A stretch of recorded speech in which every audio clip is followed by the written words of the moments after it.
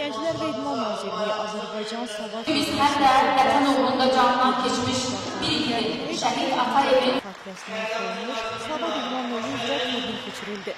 Ramanı İdman Mərkəzində reallaşan yarışın açılış mərasimi dövlət himninin səsləndirilməsi ilə başladı.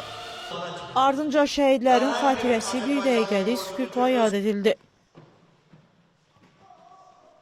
Rəsmi çıxışlardan sonra zal idmançıların ixtiyarına verildi.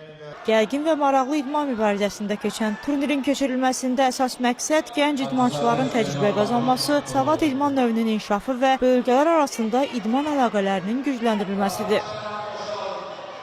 İdmançılarımızın həm növbəti yarışlara təcrübələrini artmaqla yanaşı, idmançılarımızda milli vətənpərvərlik ruhunun yüksəldilməsi üzrə bizdə böyük işlər gedir.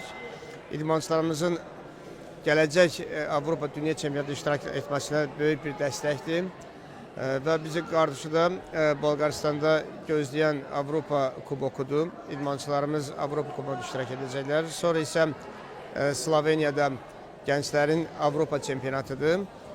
Bu məqsədlə idmançılarımız hər an hazır olmalıdır bütün yarışlara. Övladım demək olar ki, bu İdman Akademiyasına yanaşı uşaqlıq gənc illərindən İdman Federasiyasında idmanla məşğul olduğuna görə sonradan öz könlü olaraq torpaqlarımızın erməni tapdağı altında qaldığına görə öz könlünü zabit kimi xidmət eləməyə getmişdir.